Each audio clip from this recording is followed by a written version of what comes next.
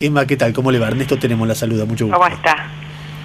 Me imagino que no debe ser un día común para usted, ¿no? No, es un día, como usted dijo, doloroso. Sí. Es una tragedia argentina. Se acabó la democracia ese día, nunca más.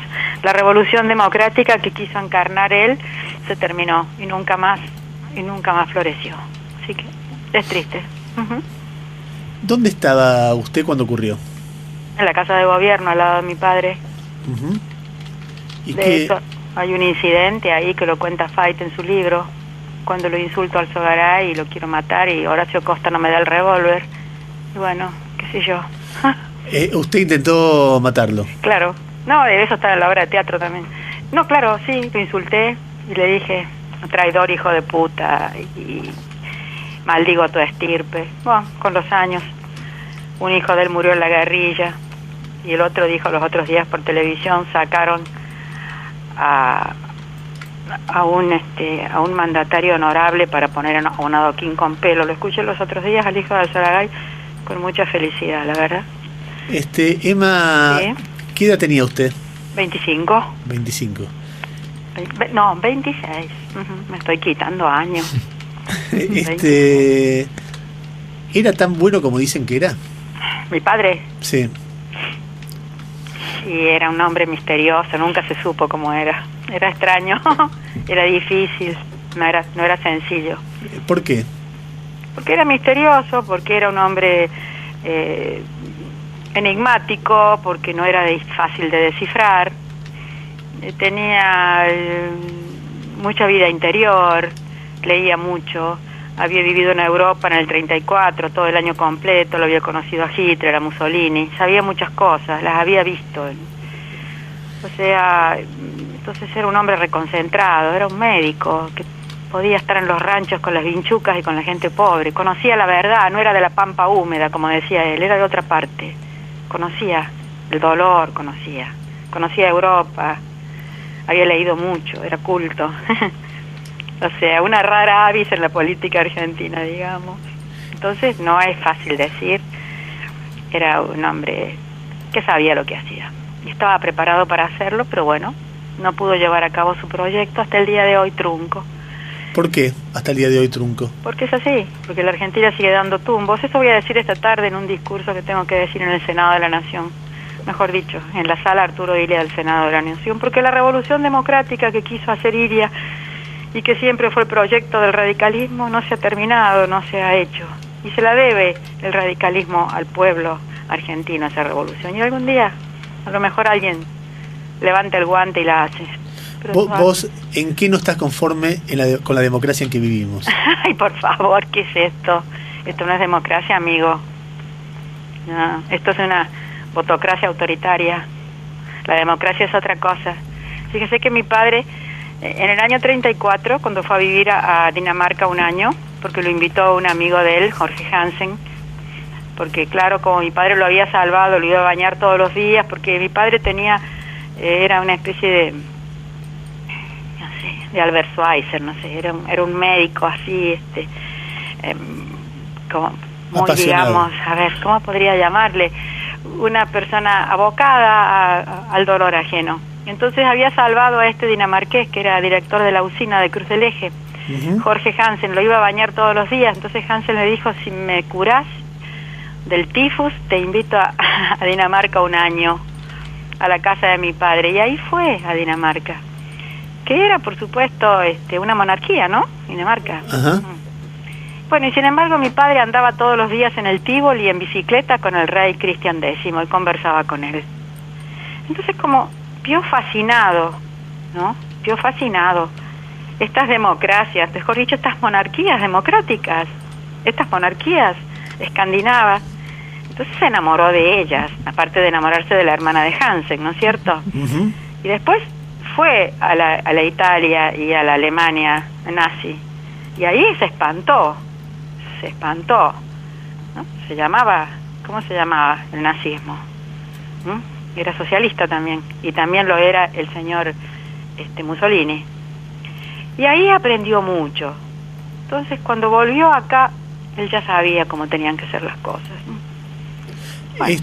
Cuando vos recordás ese día, además de los militares, Sí. ¿quiénes más tuvieron la culpa? Oh, yo tengo acá, siempre digo, los famosos 7 demonios que enfrentó Ilia. A ver.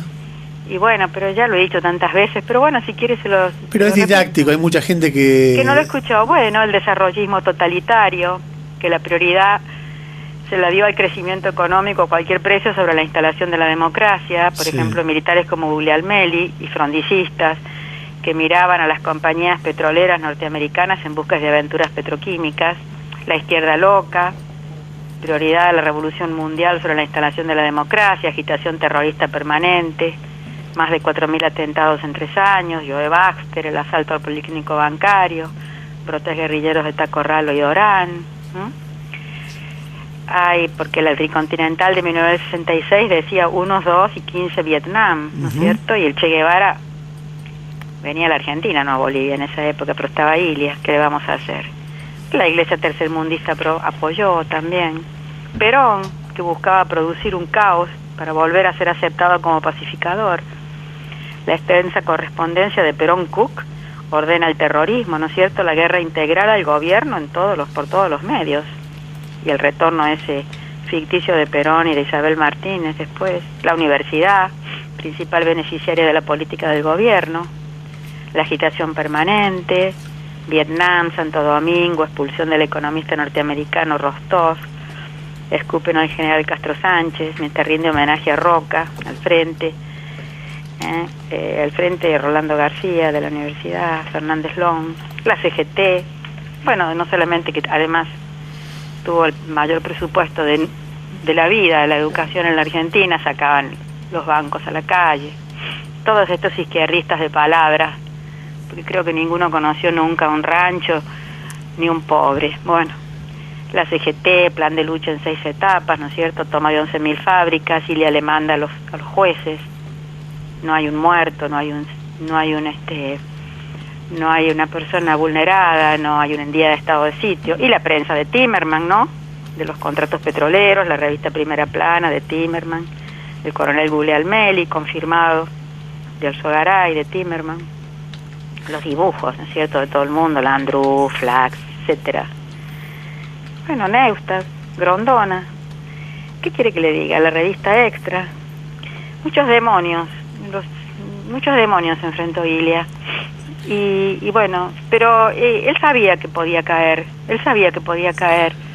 y siguió adelante, quería caer con sus banderas, no iba a ser como Frondizi, no iba a entregar las banderas.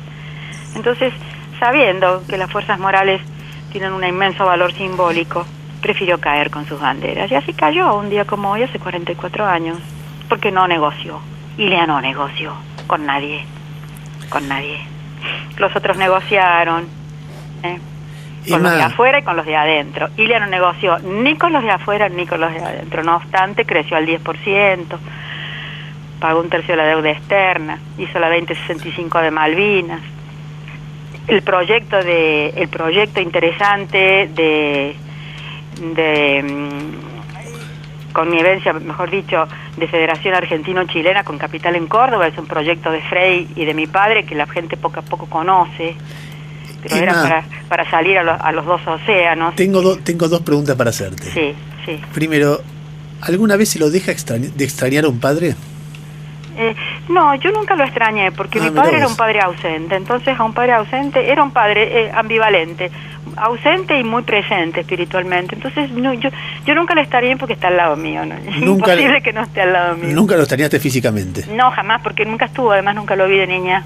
Siempre estaba por los caminos de este mundo, ayudando y poniendo el hombro a los que menos tenían. Esa es la verdad. Y la otra pregunta, ¿por qué definís este momento como una votocracia autoritaria? Porque la democracia es otra cosa. La democracia es un proyecto de todos. Como dice Nietzsche, es la redención del odio, la redención de la venganza. Y ¿sabes qué? Esto, pobre gente, ¿no? Esto no no es posible para las mentes democráticas. La democracia es andar con el rey Cristian X en bicicleta por el Tívoli, un extranjero de 34 años. Es una democracia. Y cuando decís pobre gente, ¿te referís a los argentinos? A todos nosotros, claro, que no hemos podido hacer el proyecto nacional. Estamos en la misma nada. Estamos en la misma nada hablando de fantasmas, de fantasías. Y cuando el gobierno se compara con Ilia porque dice que la prensa le quiere hacer lo mismo que a Ilia. ¿Qué gobierno? El gobierno de Kirchner. No teníamos con Ilia para comprar el cajón cuando murió. ¿Qué te pasa, Tenenbaum? Ilia no tenía hoteles en el sur ni en el norte. La casa que tuvo Ilia se la pagó el pueblo de Cruz del Eje y puso $1 cada uno. Gandhi ha habido pocos, Ilia ha habido pocos. Gandhi andaba en patas y con un taparrabos, ¿sabes? Y andaba por Londres tranquilo. Y Ilia andaba con un traje roto y viejo por la Argentina y por el mundo tranquilo. Por favor, no confundamos porque es grotesca, la confusión es grotesca. Ni botox ni plata, nada de todo eso. Horrible.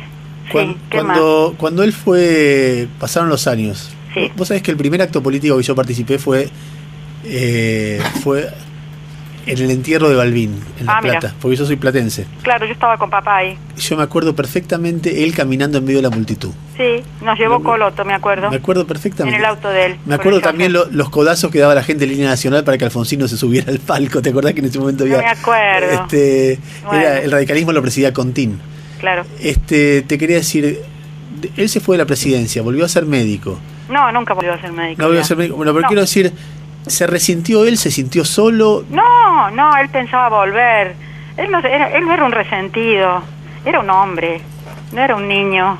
No, él pensaba volver, además había cumplido su misión y siempre pensó volver y nunca pudo volver. Y cuando él cumplió 80 años yo le quise hacer una fiesta y me dijo, espérate, hacerla a los 90. Él era eterno. Él pensaba que era eterno. No. Y prefería hablar con un canillita que con el rey de Inglaterra. No, Ilia era un hombre de verdad. No, los hombres de verdad no se resienten, ¿cómo? No puede ser. No, yo digo que una frase que es un poco, que le he dicho muchas veces, pero Ilia es como el Cid campeador, les gana la batalla después de muerto. Y bueno, es así. Emma, gracias, No, gracias a ustedes. Adiós.